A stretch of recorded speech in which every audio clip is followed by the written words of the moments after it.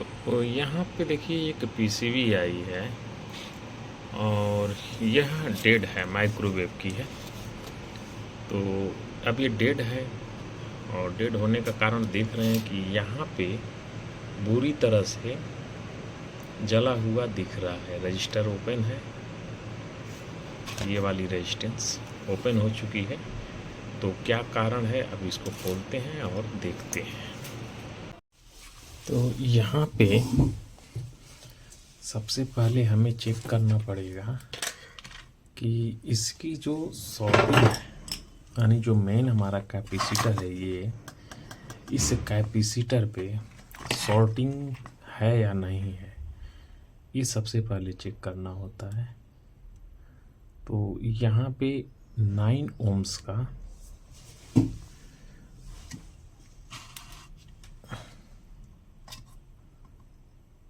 यहाँ पे देखिए, तो 9 ओम का सॉर्टिंग यहाँ पे शो कर रहा है। इसका मतलब ये है कि इसका ड्रेन और सोर्स आपस में सट चुका है। तो इसके लिए सबसे पहले हमें इस आईसी की पिन को ओपन करना होगा या पूरी आईसी निकाल देनी होगी। सबसे पहले किसी भी कंडीशन में हमें यहाँ पे 320 वोल्ट परफेक्ट होना चाहिए। ये आईसी निकालने के बाद 320 पहले हम यहाँ पे लाएंगे, तभी जा कर के हमारा ये वाला सेक्शन कंप्लीट होगा। अब रह गई कि ये आईसी उड़ी क्यों है, यह भी तो बात बनती है कि आखिर क्यों उड़ा है।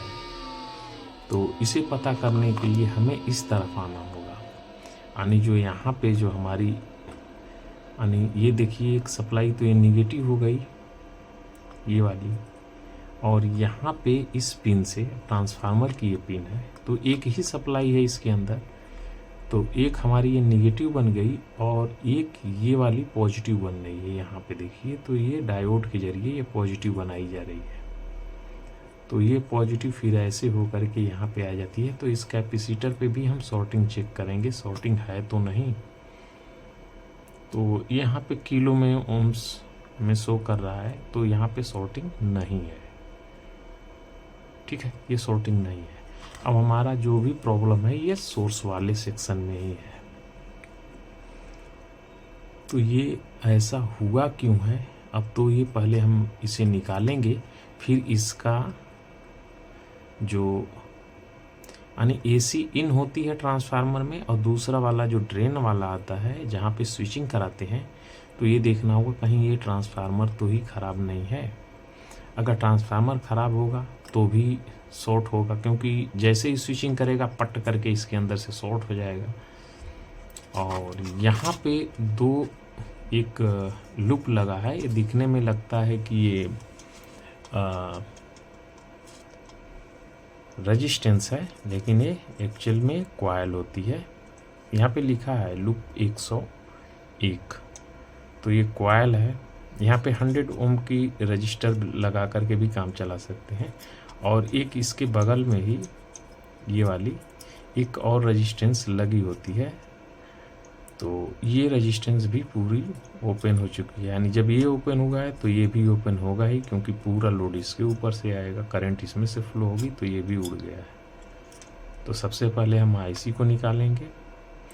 आईसी यहाँ पे है LNK 564 PN 564 LNK। तो ये हमें निकाल करके यहाँ की पहले सॉर्टिंग को क्लियर करना होगा। तो मैं फटाफट निकाल देता हूँ इसे।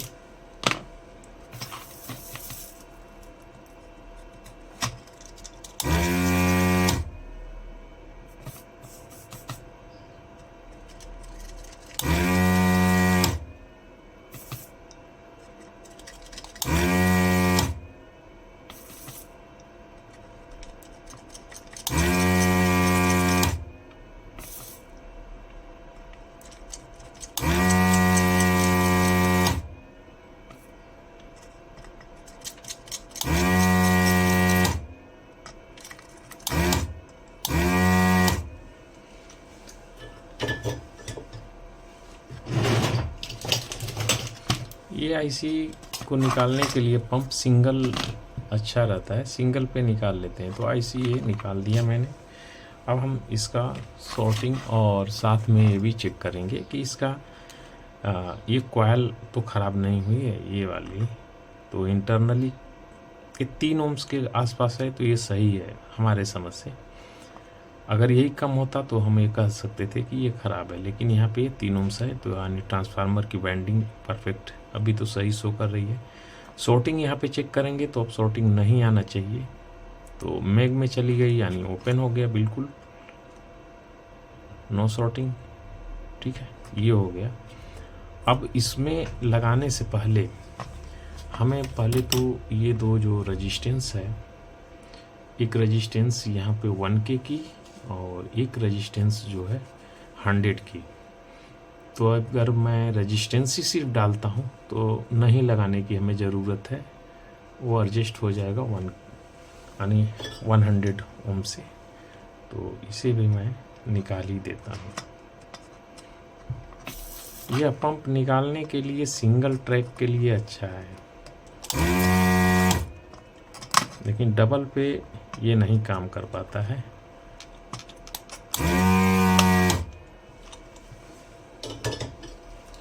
और एक्चुअली कई प्रॉब्लम होती है ना। ये भी जो फोल्डिंग में रहता है ये वाला हिस्सा, आपने देखा है कि इसको मोड़ दिया जाता है, जो होल में लगाने वाले रहते हैं ना, इसको मोड़ देती है कंपनी।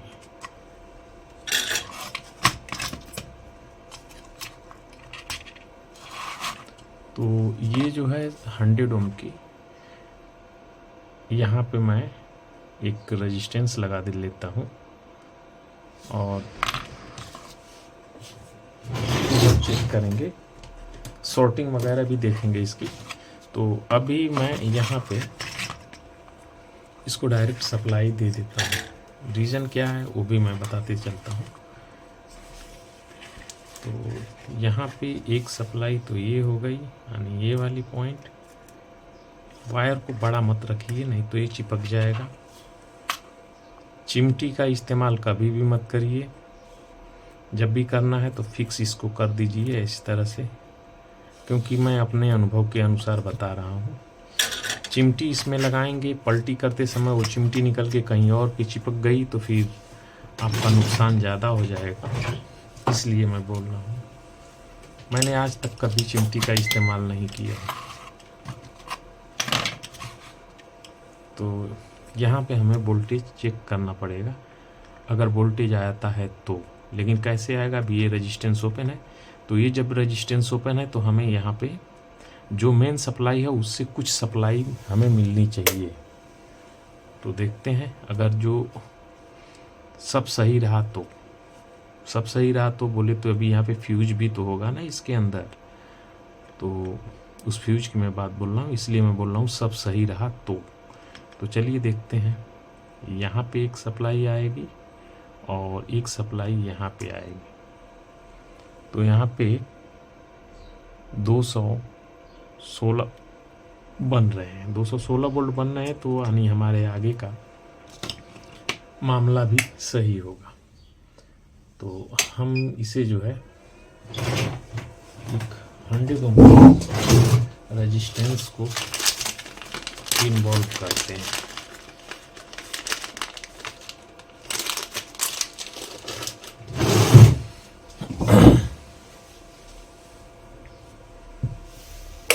पावर को बंद कर देता हूँ।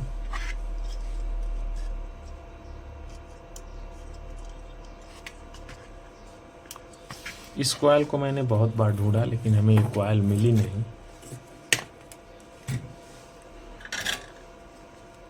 पता नहीं फ्रेम से बाहर तो नहीं निकल जा रहा है, क्योंकि फ्रेम से बाहर निकलने का मतलब हो जाता है कि हमें दिखाई नहीं दे रहा है कि एक्चुअली। और दूसरा चीज़ होता है फ्लो में बोलते हैं ना, जब भी आप काम करने में व्यस्त हो जाएंगे तो निकल जाता है ध्यान से कि हम कुछ और भी कर रहे हैं साथ में। तो अभी देखते हैं फिर। अब हमें यहाँ पे 320 वोल्ट मिलने चाहिए, क्योंकि अब कैपेसिटर पे आ गया, तो यहाँ पे 320 वोल्ट तो 332 वोल्ट आ गए, ये परफेक्ट हो गया। अब हमारी आईसी यहाँ पे अगर डालते हैं तो स्विचिंग करने के लिए रेडी है, लेकिन उसके साथ साथ हमें ये भी देखना होगा, कि इसको जो फीडबैक दिया गया है इस आईसी को, वो तो ख़राब नहीं है।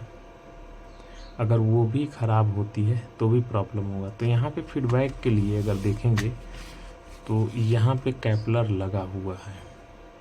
अभी फीडबैक की है कि किसके लिए है वो चेक करना हो तो यहाँ पे देख सकते हैं, इस जगह पे ये वाला, तो देखना है कि क्या इसका मुंडी ये यानी 1 और 4 यानी 1 और 2 इस तरफ तो नहीं लगा है। 1 2 अगर इस तरफ रहेगा तो फीडबैक नहीं रहेगा इससे। तो यहाँ पे ये जो फीडबैक के लिए देखिए तो 1 और 2 इस तरफ है, यानी बोले तो इस लाइन से इस तरफ है, तो ये फीडबैक के लिए नहीं है, ये फीडबैक के लिए हो ही नहीं सकता है। यह 50 हर्ट्ज की फ्रीक्वेंसी इसमें पास कराने के लिए है। यहाँ से देखिए तो देखेंगे यहाँ पे 2 रेजिस्टेंस लगी हुई है, 100 के की 2 रेजिस्टेंस यहाँ पे लगी हुई है समानांतर में, तो ये 50 के हो गई।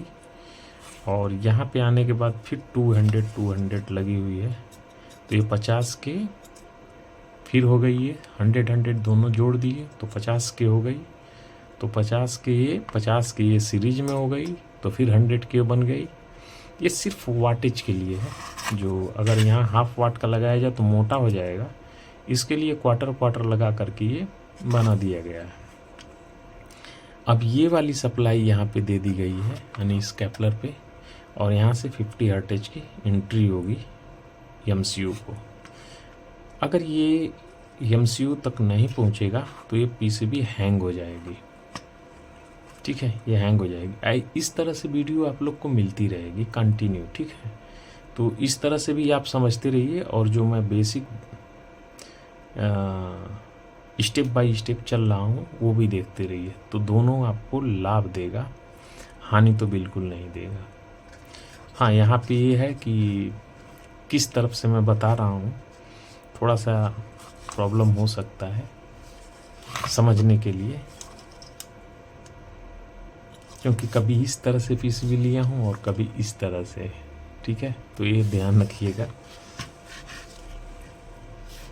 तो ये वाला हो गया। अब यहाँ पे हम लगा सकते हैं आईसी को, तो चलिए हम 564 इसमें डालते हैं, ठीक है, एलन की 564 का ही इसमें सेट करते हैं। तो मैं निकाल लेता हूँ, फिर देखते हैं आगे।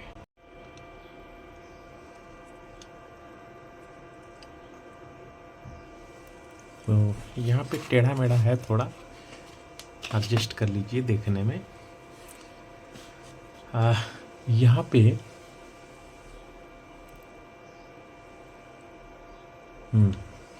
यहाँ पे देखिए, लगाने से पहले ये वाला भी आपको देख लेना है, जो स्नाइपर जो बोलते हैं ना, जो फ्रीक्वेंसी इसमें फालतू जब भी स्विचिंग होगी तो रिवर्स में वापस भेजना होता है, इसे भी देखना ज़रूरी है।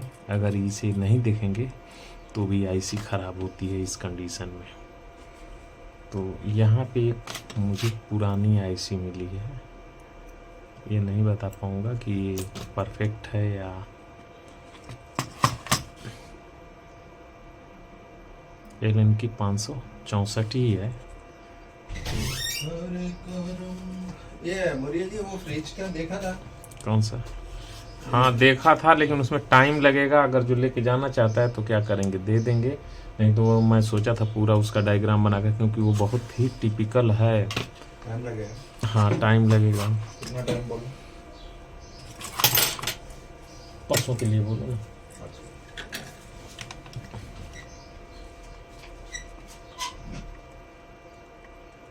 तो यहाँ पे मैंने इसे लगा दिया।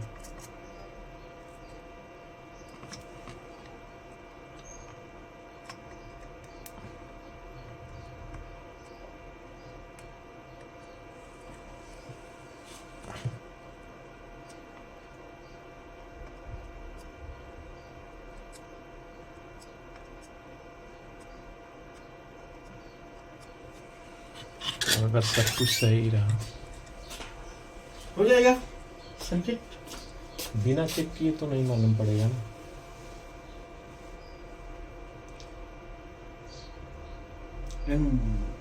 हो जाएगा पक्का। तो अगर सब सही रहा तो चालू होना चाहिए। तो यहाँ पे देखिए चालू हो गया।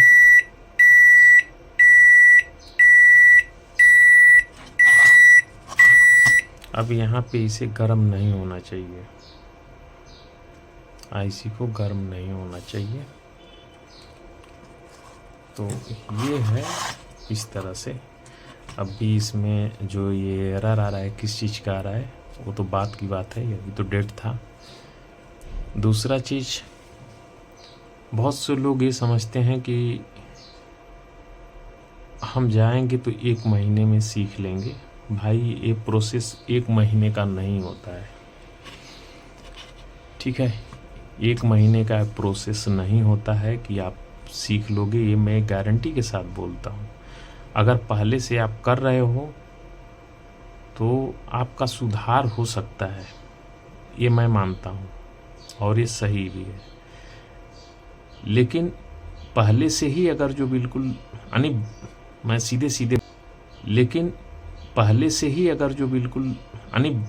मैं सीधे बोलूँ कि अगर किसी नोटबुक पे पहले से लिखा हुआ है तो पहले उसे मिटाना पड़ेगा और फिर नए ढंग से सीखा बताएंगे तो वो थोड़ा डिफिकल्ट हो जाता है, कठिन होता है। और जो बिल्कुल फ्रेशर होते हैं वो बहुत आसानी से सीख लेते हैं। तो सिखाने में भी तकलीफ़ होती है, क्योंकि अब मुझे एहसास हो रहा है, क्योंकि जब तक वो चीज़ देखेंगे नहीं तब तक मालूम नहीं पड़ेगा। तो ऐसा चीज़ है। और ऐसा नहीं है कि सिर्फ मुझे पैसे निकालने का मतलब है, मकसद ये है पैसे निकालने से नहीं होगा। जब आप ही नहीं सफल हो पाएंगे तो फिर मेरा तो बेकार है, फालतू का काम हो गया, चीटिंग हो गई ना। तो इस तरह से होता है। और ऐसा नहीं है कि ये 1 दिन का प्रोसेस है, काम को ही काम सिखाता है। यानी आपको जो सिखाने का जो तरीका है, सीखने का तरीका है, काम से ही होगा। यानी आप काम कर रहे हैं और करते करते सीख सकते हैं। हाँ, एक चीज़ मैं बता दूं, मैं सिर्फ 5 लोग को ही अपने पास, यानी हमारे पास सिर्फ 5 लोग ही सीख सकते हैं एक साथ में। ऑनलाइन में चाहे जितने भी हों उससे मतलब नहीं है, लेकिन ऑफलाइन सिर्फ 5 लोग। और वो भी 5 लोग अगर मेरे पास आते हैं तो 3 महीना कंपलसरी है कि वो ऑनलाइन सीखेंगे, इसके बाद ही मेरे पास आएंगे। वो इसलिए कि मैं हमारे पास आने के बाद ये नहीं है कि मैं आपको एक अलग से बैठा करके एक ही पीसीबी पे बताने की कोशिश करूँगा। नहीं, यहाँ पे हमारे पास आने का मतलब है कि ये पीसीबी आपको खुद रिपेयर करना है। तो हमारे पास जितनी भी पीसीबी आती है वो पीसीबी आपके हाथों में रहेगी रिपेयरिंग के लिए, या मैं खुद रिपेयर करूँगा। बना देना। ठीक है, परसों में ठीक है। रिपेयरिंग की वीडियो कंटिन्यू आपको मिलती रहेगी। चलिए नेक्स्ट वीडियो में फिर मिलते हैं।